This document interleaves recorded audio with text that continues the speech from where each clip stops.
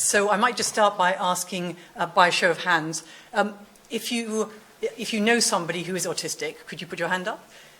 If you have somebody in your family who's autistic, could you put your hand up? And if you yourself are autistic on the spectrum, would you put your hand up? Thank you. It's just helpful for me to know the expertise in the room. And I'm also aware that there are people coming from different sorts of backgrounds. So in my slides, I'm giving the nitty-gritty detail, but I'm going to speak to the top line meaning. So if you're not interested in the nitty-gritty detail, I'm not going to dig into it. If you are interested, it's there, and also references to the papers. So what I'm going to cover today is, I'll just say a few words about how we think about autism these days in terms of a lifelong condition and a very complex condition. Then I'm going to tell you about research on mental health, first in autistic children and then in adults. I'm going to move on to some work that we've done taking a trait-wise approach because we recognize that particularly in older adulthood, most autistic adults are undiagnosed. Then I'm going to focus in on a topic that we think is really important and overlooked in terms of mental health and autism, which is post-traumatic stress disorder. And I'll finish by considering some different reasons why mental health problems might be so much elevated and so particularly important among autistic people. And I hope there'll be lots of time for questions, and I really want to learn from you during that section. So I'm sure you all know that autism is conceptualized as a neurodevelopmental condition. It's defined by behavior. There's no biological marker.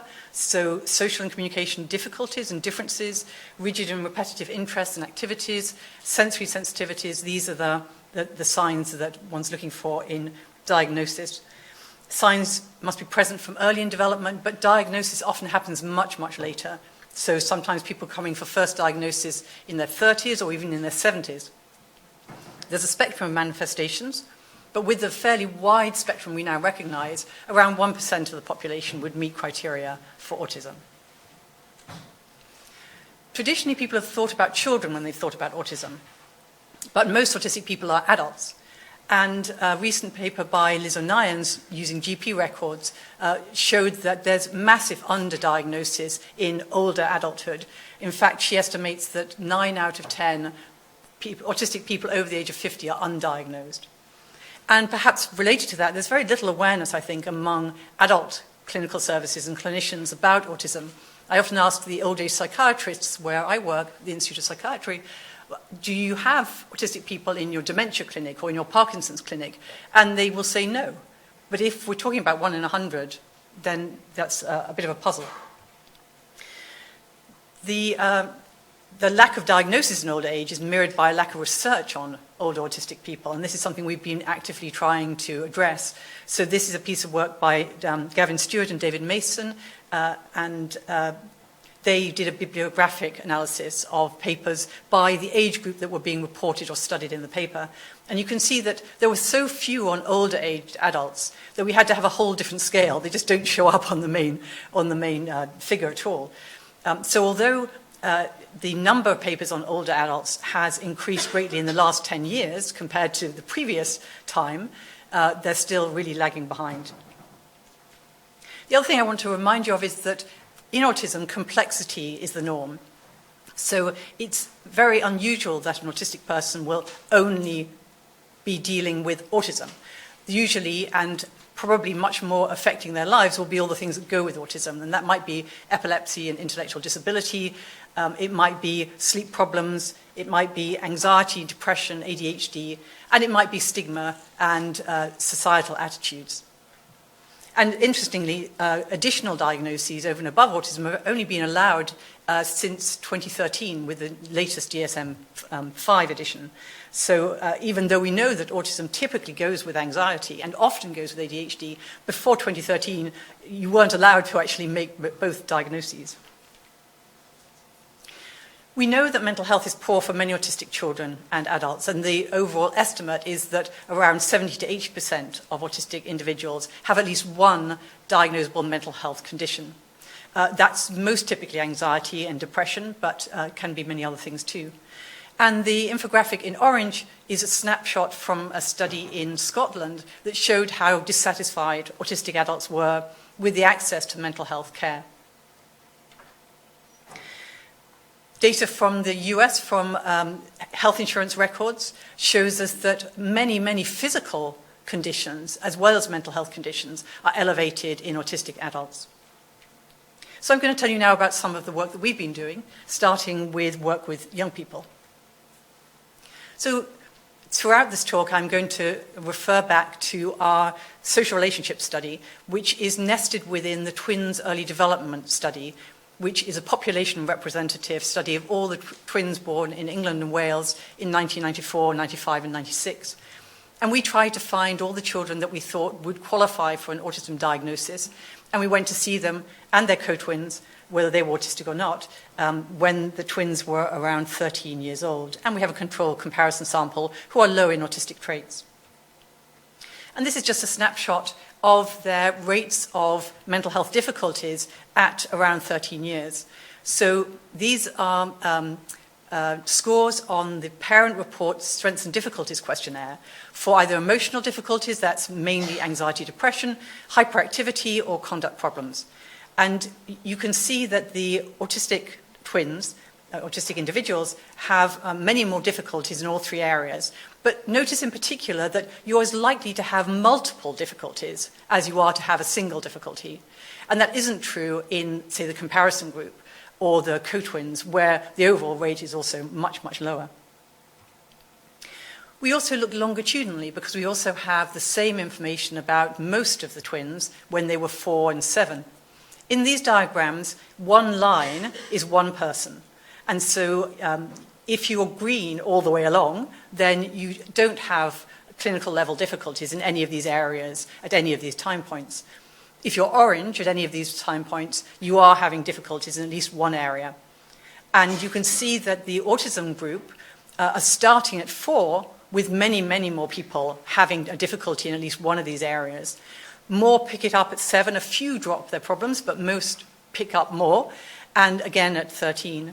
Whereas in the comparison group and the co-twin group, who are of course a good match comparison for socioeconomic status and family circumstance, the rates of difficulties are much lower and the pickup of difficulties is much less over time. We also found in this study that it matters who you ask. So in a more detailed set of questions to parents and to the children themselves about different types of anxiety disorder, Victoria Hallett, my PhD student at the time, found an interesting pattern of difference between the groups, autistic children and control children, and between who was reporting. What we found in the non-autistic children was what is typically found in teenage years, that children actually report more anxiety than their parents report for them. So at this stage when children are beginning to have an independent life, their parents don't always know actually how anxious they are. But in the autism group, it was the other way around. So the parents were reporting more anxiety problems for their young people than the young people themselves. And that's not to say that either is one's wrong and one's right, but they're different perspectives, with maybe the parents feeling worried about their children in a whole range of domains, and the young people themselves, maybe the autistic children, not knowing that it isn't normal to feel that anxious all the time. I remember one autistic woman saying to me, think about the last time you went into a really important exam, maybe one you weren't very well prepared for. Remember how you felt knotted up inside. That's how I feel all the time, every day. But if you don't know that others don't feel like that, you might not rate your anxiety, or you might not recognize it as anxiety. You might even think it's a physical condition. And I'll tell you about some of our work on adult mental health with diagnosed autistic adults. So this is work by Dr. Ezra Zivrali Yara, who again was a PhD student working with me. And she recruited autistic adults in a younger adult group and an older adult group. Rather depressingly for me, the cutoff in old age studies is 50. So after 50, you go into the old age group, which is a shame. And we had a typically developing or non-autistic comparison group too. And she did her best to recruit from the same sorts of sources and to match the younger and older groups on age and SES and IQ.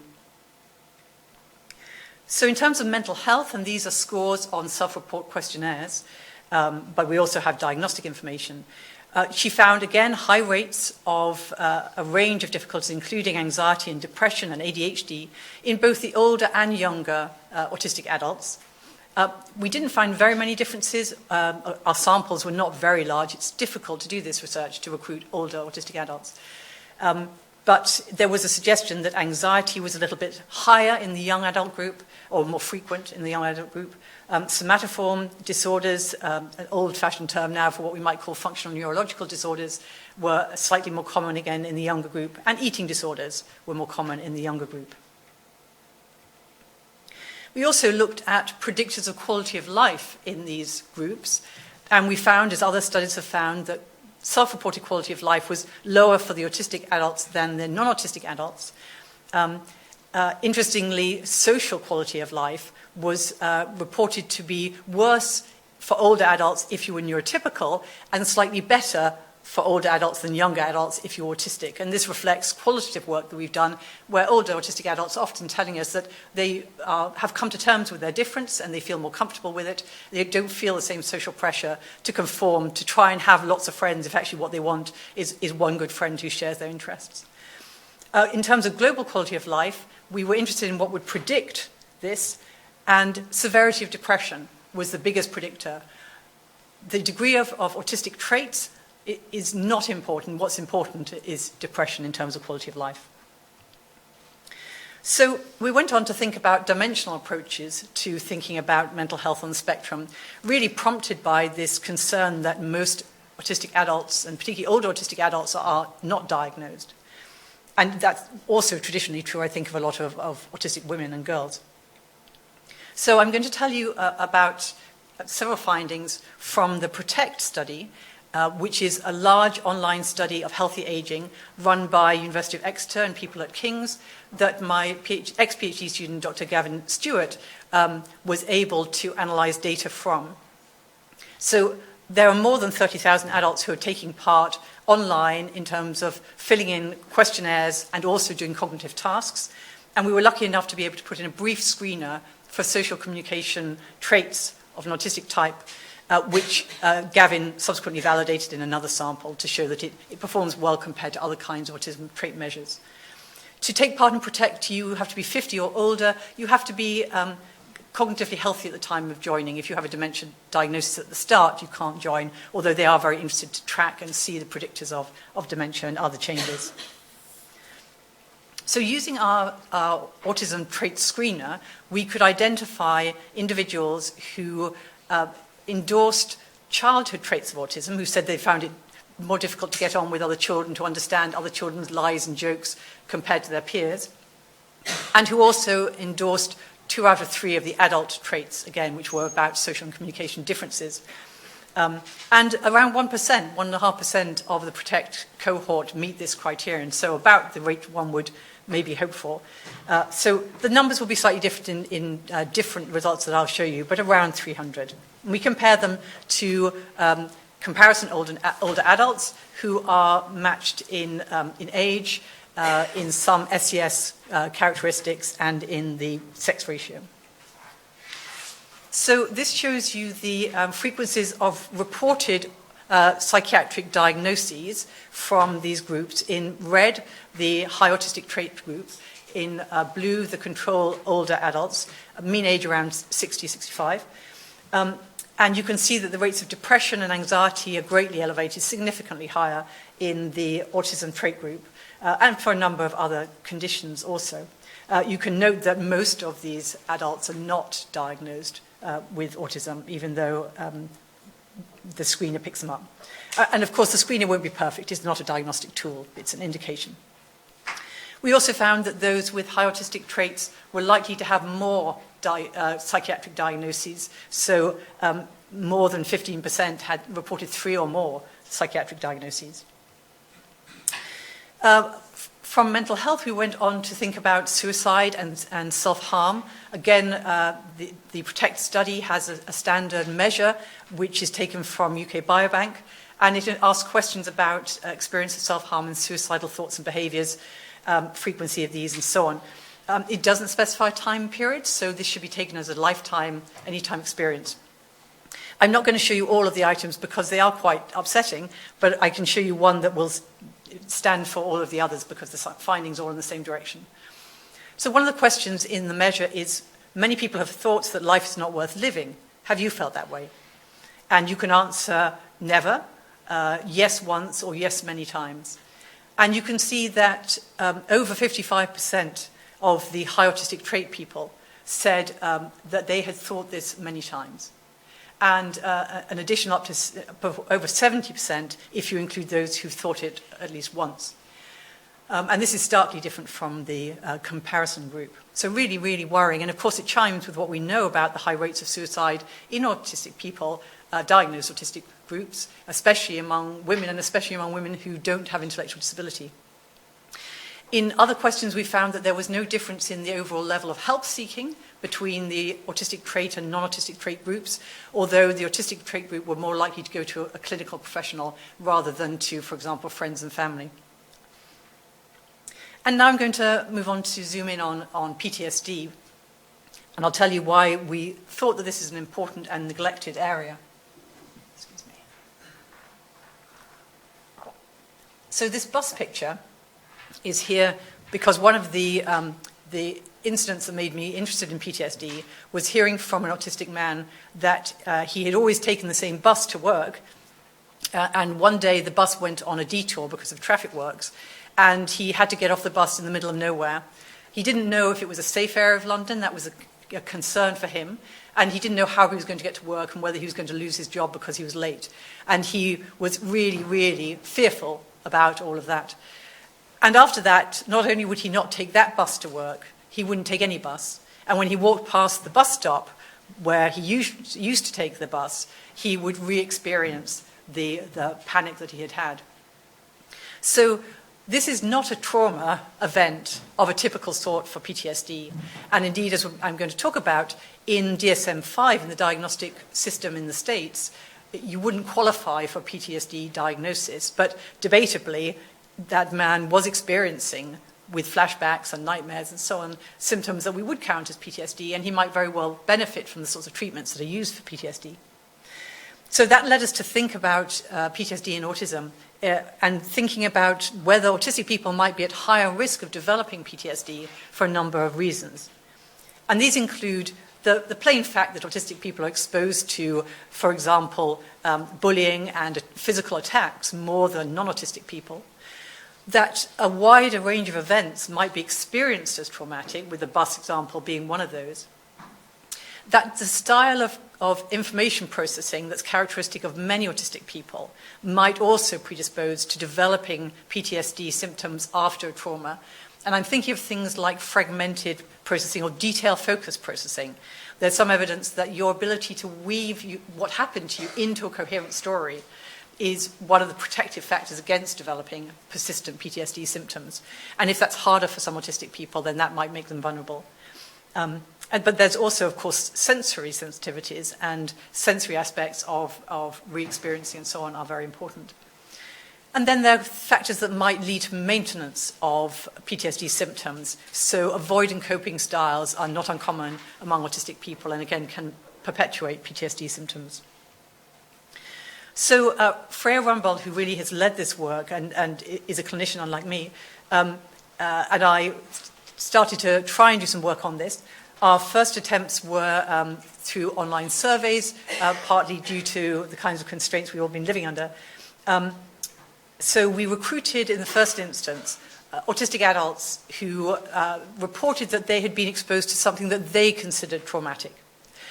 And we then split them according to whether the trauma they reported would meet DSM-5 criteria or not. And the DSM-5 criteria, it's criterion A in the diagnostic system, is that you must have experienced or witnessed directly death or threatened death, actual or threatened serious injury, or threatened sexual violation. So pretty narrow. And we found that around 15... so of the individuals who reported one of those sorts of things, and these include here physical abuse and sexual abuse, for example, we had a majority of autistic females in this group with the DSM-5 traumas, maybe because of the sexual assault. And they were on average about 40 years old, but a whole range from 19 to 67. And we asked them to fill in the PCL-5, which is measure of self-reported PTSD symptoms. And 45% of these individuals past cutoff, suggested cutoff on the PCL5 for PTSD symptoms. So this isn't, again, a diagnosis, but it's an indication of the severity of their PTSD symptoms. And that's an extraordinarily high rate of conversion following a trauma to have PTSD symptoms. According to different studies, an estimate of around 10% of the general population, when they've experienced this kind of trauma, will have persistent PTSD symptoms. So then we asked the question, does it matter what sort of trauma? Does it matter if it's the bus incident or if it's a threatened physical assault that would count for DSM-5? So 86% of males and 53% of females reported a non-DSM-5 trauma. And some of the examples you can see here include their own mental health crises, maybe having to be sectioned, for example, social situations and difficulties, bereavement, bullying was a major one, and even going through the autism diagnostic process was for some people a traumatic event. And people talk about things like going to the GP and asking to be referred for an autism diagnosis, and the GP laughing at them, and that this becomes traumatic for them. It plays over and over in their heads, and it comes back to them. So quite a range of different events. And we looked with the PCL5 again at their rates of PTSD symptoms, and 43% of these individuals passed cutoff for PTSD symptoms, compared to 45% for the DSM-5 qualifying traumas. So this really makes us think that it's very urgent that there should be some proviso in DSM-5 that perceived trauma should qualify you to potentially get a PTSD diagnosis. We went on to do some one-to-one qualitative work, and Dr. Anika Kumar, who was a Deakin Sci student, led on this, and she interviewed 12 autistic individuals who had PTSD symptomatology and exposure to at least one traumatic life event, and we took those strict traumatic life events for this purpose. She used inductive thematic analysis to look at the themes that emerged, and I'll just briefly tell you about those. So one theme that emerged was that people felt that their trauma and what that had done to them and their autistic characteristics were very much intertwined. So one characteristic, quote, "When it comes to the traumatic memories and my sense of self, I don't know what or who I am apart from that trauma." And then memory was a theme. Most memories for me are fragmented. Sensory features. One person whose trauma had happened at sea said, "It's like I can hear everything, the sounds of the waves, the wind, the salty smells," so the very intense sensory nature of her flashbacks. Emotions, heightened and flattened. One person saying you're basically hyper alert all of the time. And people talked about escapism. One person said, "I always go for avoidance, I just try to black it out." Self-blame and loss of confidence were an important theme. Somebody said that feeling of I'm going to be punished that follows on when somebody's experienced a trauma. And feeling silenced. It's really difficult to explain fully how you're feeling. And you think about, for individuals who experience communication differences and difficulties, to feel even further silenced by the trauma that's happened to them. Social isolation and social connection. People talking about feeling isolated from others by the trauma, over and above any isolation from being different and being autistic. Quality of life and practical functioning. I couldn't do my work, I couldn't concentrate. But people also talked about the healing process. People using music, people using nature, people using their pets, people using all sorts of things to try and heal. And lastly, clinical support. And what came across here very clearly, often it's not the kind of form of therapy that matters, it's the connection with the person. So the feeling is the personal connection that really made a difference to make them get better. So the implications from Anika's work, many of the autistic adults reported multiple traumatic life events, and I think the next thing we need to look at is complex PTSD, which is rather different in terms of the overlay of what it does to your organization of self. Routine screening of trauma exposure and PTSD symptoms is very rare in autism settings, and screening of autism in settings for trauma is also very rare, but we think it's very much needed, as well as access to evidence-based and autism-adapted psychological therapies. And just on this topic of PTSD, to cycle back to the PROTECT study that Gavin worked on, they also asked in that study about PTSD symptoms using the PCL, And you can see the sorts of questions that are asked about being upset when something reminds you, avoiding activities that bring that reminder, feeling cut off from people, or having disturbing thoughts and images and so on. And on all of those items, the autistic traits group was significantly higher. They're more likely to endorse those items compared to the comparison group, so mirroring what we found in our autism sample. So now I'm going to move to think about why it might be that there are such high rates of mental health difficulties on the autism spectrum. I'm not going to talk about genetic links, though there are clear evidence of genetic links between some mental health conditions and the genes that predispose to autism. And that's been shown in twin studies, but also in family studies where first-degree relatives of autistic people are more likely to have a range of other mental health conditions. I'm going to talk about the other possibilities, or some other possibilities, starting with environmental. So I mentioned already that autistic people experience more adverse life events. And again, in the PROTECT study, participants were asked about these life events. So again, this is the round about 1% of the older adult sample who endorse autistic traits from childhood and adulthood. So they were asked about both childhood trauma and adult trauma, using the childhood trauma screen in the first instance.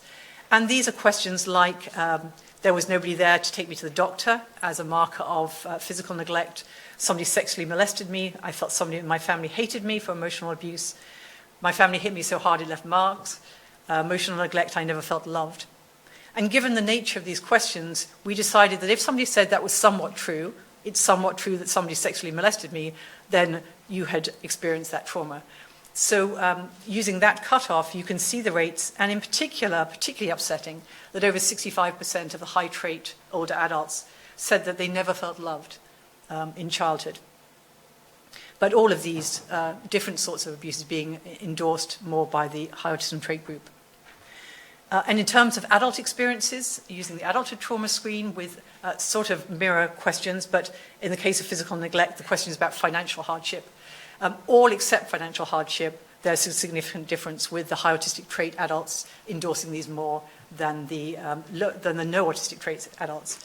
And again, really shocking to see that over 40% said my partner or ex-partner belittled me or made me feel worthless. And emotional neglect, 60% saying they've never been in a confiding relationship. So really a reflection of a very hard life, especially when you think that the PROTECT study is a volunteer study. We know that volunteer studies, and PROTECT in particular, overrepresent people who are more privileged in terms of education and SES compared to population-based samples, and are able to take part in a study like this. So they have their lives together in a way that allows them to be volunteers, and still you see these very high rates associated with high autistic traits. If you take the top 99th percentile as a cutoff for people who have severe adversity and who have PTSD symptoms, we find about 10% of the high autistic trait adults meet that cutoff, compared to almost by definition 1% of the controls. And we can look at then how childhood adversity and adulthood adversity and autistic traits interact to affect PTSD symptoms, or to associate at least with PTSD symptoms. So here you can see in blue again the individuals without autistic traits, in red the individuals with high autistic traits, and they're split now into those who report low or high adversity in childhood or in adulthood. And what you see, of course, is that for both groups, autistic and autistic traits and not, those who experience more adversity also report higher PTSD symptoms. But there's an interaction with your autistic trait status, so that if you have a high autistic traits, the effect of high adversity is even greater. So you're getting an interaction or sort of magnifying effect that again makes us very concerned about the particular vulnerability that autistic people and high trait autistic people might have to adverse life events in terms of developing PTSD. So apart from environment and adverse life events, what else might explain the strong overlap between autism and mental health difficulties? Well, we can think about aspects that are characteristic of autism and whether they might play a role. So some of our traditional understanding of autism have involved thinking about that detail focus that I mentioned already, which we think plays into sensory sensitivities, which might make the world more stressful, which might make you more stressed by change, even apparently very small changes. The traditional notions of mind blindness or difficulties in knowing what neurotypical people are thinking, maybe in terms of the double empathy problem, may also play in. It may make it harder to request help, to know when you can ask and who you can ask for help. It may be in some cases more difficult to know what you yourself are feeling and to identify and put that into words. And then executive dysfunction, difficulty of organizing and planning and flexibility, these again make life more stressful and may give you less to buffer you against the difficulties of life in terms of developing mental health difficulties. I'm not going to go into the details of this, but this is Hannah Pickard's work, Dr. Hannah Pickard, who's now at Birkbeck, you're very lucky, and she looked at longitudinal data to see whether social communication difficulties at 7 or 10 predicted later social anxiety, or was it that social anxiety at 7 and 10 leads to social communication difficulties because of that anxiety? And her work with Alspach, with the Avon community data set, showed that the path from social communication difficulties longitudinally to develop social anxiety was a significant one, rather than vice versa. So some aspects of autism may predispose you to develop social anxiety. But beyond core autistic characteristics, we can also think about features that we know are very commonly associated with autism. Gavin, again in PROTECT, has looked at sleep problems, for example. And this then just represents the overlap between sleep difficulties, self-reported, and depression and anxiety. And you can see both that sleep difficulties are more common in the autistic trait group than in the comparison group, but also that the overlap with depression and anxiety is much greater. So the role of sleep in these mental health conditions really warrants further exploration. We at the moment are looking at this data cross-sectionally, so we can't make causal links or conclusions. But PROTECT is a longitudinal study, and so we hope to go on and do longitudinal work that might give us more clues to causation, as would intervention work.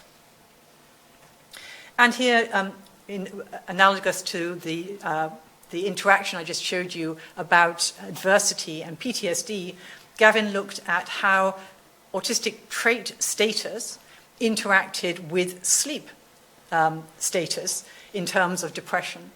And so, again, not unexpectedly, in both autistic trait and non-autistic trait groups, those with worse sleep report more depression, but this effect is amplified in those who have high autistic traits, particularly for depression, somewhat for anxiety, but particularly for depression. So again, suggesting perhaps that poor sleep is particularly problematic for high autistic trait people.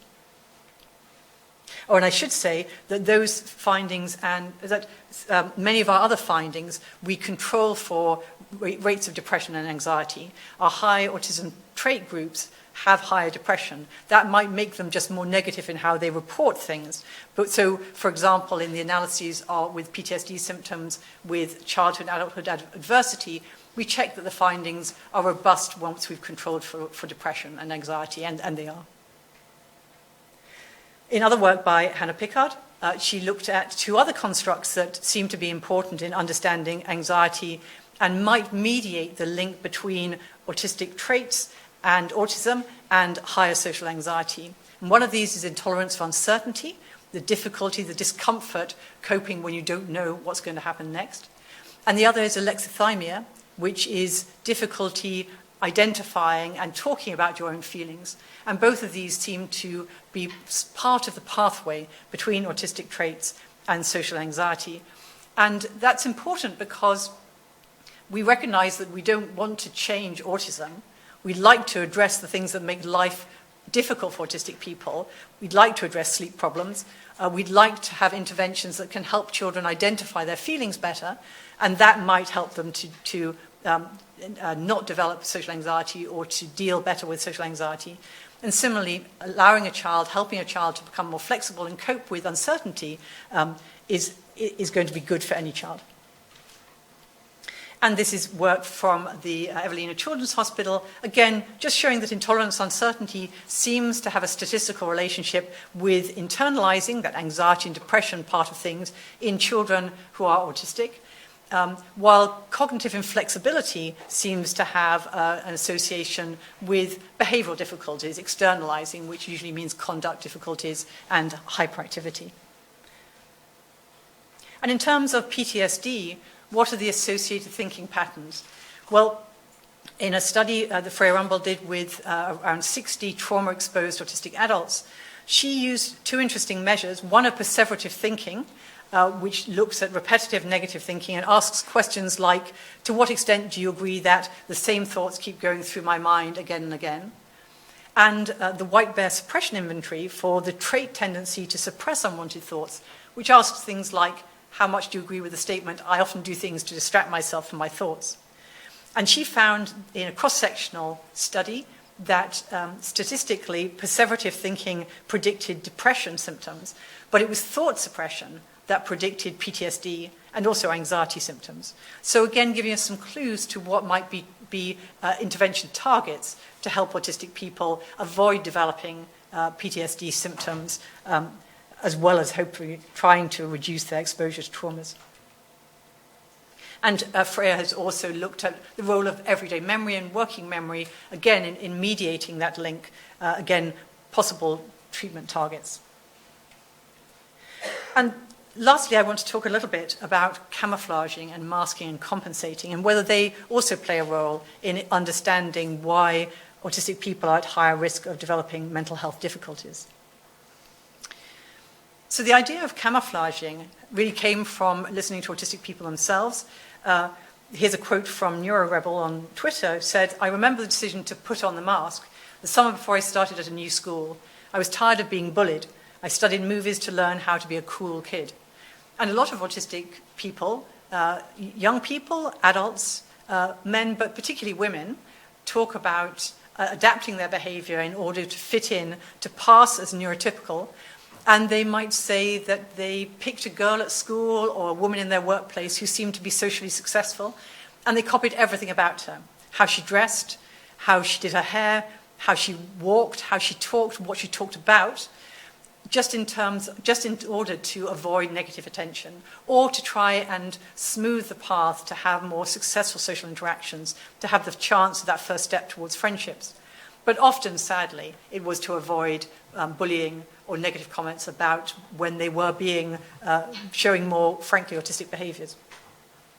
There's some idea that maybe gender role expectations mean that the pressure on women is greater than on men, but of course, autistic men and autistic women both report camouflaging and masking. And they describe it as exhausting, like speaking a foreign language 24 hours a day, and also eroding their sense of self. So I remember talking to an autistic 16-year-old who had a mental health crisis, and she'd been in hospital. And she was describing to me how when she came out of hospital, her friends really rallied around her and supported her. And I was just thinking as she was talking, that's lovely, what a lovely bunch of friends. And then she said, but of course it's not me that they're friends with. It's the mask that I wear. They don't really know who I am. So all of that genuine affection wasn't reaching her because she didn't feel that she was or could be authentic. So just to mention some of the work that we've been doing on camouflaging, this is work by Dr. Victoria Milner, again, an ex-PhD student of mine, and we used Laura Hull's Camouflaging Autistic Traits questionnaire, the CAT-Q, which asks people to rate how much they agree with statements like, when I'm interacting with somebody, I deliberately copy their body language or facial expressions. In social situations, I feel like I'm pretending to be normal. We've also measured compensation or camouflaging in other ways, but for this study, we just asked people to self-report. And this is a study in the general population, although there will be people with high autistic traits there. And we also asked them to self-report their autistic traits on the autism quotient. They endorse questions like, I find it difficult to work out people's intentions. And what we found was that the CAT-Q score actually was slightly higher for males than for females in this general population sample. But this was perhaps related to the fact that camouflaging scores were highly correlated with your autistic trait scores, and the men on average endorsed more autistic traits. So That's a very high correlation, but also significant was the negative correlation with quality of life. So the more people reported that they were camouflaging, the more they reported the quality of life was poor. So echoing what autistic people have told us about that sense of exhaustion and sense of self. Now, of course, these are correlations. They're not causation, and you can imagine a story in both directions, but I think important starting point. So I've mentioned the cost of camouflaging, the high rates of anxiety and depression in autism, the high suicide rate, particularly in autistic women. And we also know that camouflaging is associated with worse mental health. So using things like the CAT-Q, people have reported association with anxiety and depression in children and with general anxiety disorder and social anxiety in adults. And we also wondered whether there might be a role in this between camouflaging and perhaps late diagnosis. So diagnosis is a vital signpost to understanding and to services. These are just a couple of quotes from the National Autistic Society. Jane, whose son was diagnosed after 8 years at the age of 15, who said the diagnosis delay led to severe mental health issues for him, which cut him off from school and his peers. It also had a hugely negative impact on our family life. And Helen, who was told that something wasn't quite right with her son when he was 3, but who didn't receive his diagnosis until he was almost 26, said, had we had a diagnosis a lot sooner, then we could have avoided the hideous condition of depression and all the misery and pain that entails. And some of our qualitative work has suggested that autistic people feel that camouflaging can be a factor in not receiving a diagnosis. If their diagnostic assessment is brief, or the person isn't very expert, then what the autistic people say is, in that half hour, if I'm managing to maintain eye contact and I'm remembering to smile, is he not going to see that I'm autistic? So this is just work in progress again from our social relationship study, where we again found that at age 22, when we recontacted the twins, the average age at diagnosis was later for the females than the males. But in particular, we were interested in the relationship between age at diagnosis and a number of other factors, and whether there would be a difference by sex. So what we found was that for females, but not for males, age at diagnosis was positively correlated with IQ. If your IQ was higher, you got diagnosed later, but only if you were a female. We found that camouflaging, self-reported camouflaging, was positively correlated with age at diagnosis. If you said you tried to camouflage more, you were diagnosed later, but only if you were female. There's no such correlation in the males. And quality of life, importantly, was negatively correlated for both males and females with age at diagnosis. Later diagnosis was associated with worse quality of life. And I think this is the last piece of data I'm going to show you, which is from a recent paper by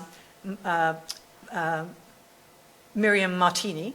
And she looked at a huge population-based data set in Sweden of all the children born from 1985 to 1997, examined their medical and hospital records from the ages of 16 to 25, and you can see that they had over 20,000 autistic people in this sample, and over 7,000 autistic females, so quite possibly the largest study of autistic females ever performed. And she records the rate of diagnoses. This is shown here, and I'll show you the psychiatric admissions next. But the second column along, the paler dark blue, are the autistic females. You can see that the autistic males and females have higher rates of anxiety, depression, sleep disorders, and so on, compared to their neurotypical peers, but also that the autistic female have disproportionately higher rates of these recorded mental health diagnoses, both compared to non-autistic females, but also compared to autistic males. And this is the data from psychiatric inpatient diagnoses. And as Miriam says in the paper, by as young as age 25 years, 22% autistic females and 11% autistic males, compared to less than 4% among non-autistic individuals, had been hospitalized for psychiatric difficulties, which I think is really shocking. So final thoughts. Additional mental health problems are common in autistic children and adults and those with high autistic traits who may warrant a diagnosis but don't have one. Problems continue but don't seem to worsen in old age, at least so far, but I have to say that the tricky thing about old age research is the survivor effect, that 70-year-olds and 80-year-olds who are still around to take part in autism research are not necessarily representative of all autistic people. Some won't be capable of taking part in research anymore, and some will very sadly have died. We think PTSD is an important under-researched issue. It's clear that the impact on mental health and quality of life is huge, much bigger than any aspect of autism itself. And mental health problems are often overlooked. And too often people will say, well, the anxiety is part of autism and you just have to live with it. That's really violating someone's human rights. We don't say anyone else has to just live with anxiety, and we should be treating these mental health difficulties as assiduously as we are in any other group. Many are highly treatable. Doing well in terms of masking autistic features may come at a cost, and in fact the camouflaging work has made me think very differently about the traditional model of social skills training and interventions. Future research is needed to establish the causes and the maintaining factors and best treatments for mental ill health on the autism spectrum. And I'll finish there with thanks to all the research volunteers and our autistic consultants who've made the work possible, colleagues and students, and those who funded our work, particularly to Rick for inviting me to speak, and you for listening.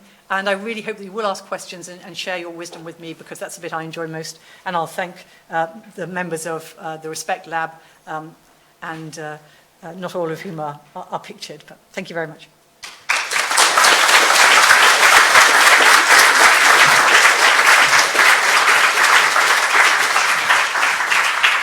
Thank you. Thank you very much, Frankie. I think it's been a fascinating talk and a very difficult and serious problem. I'm sure there are questions.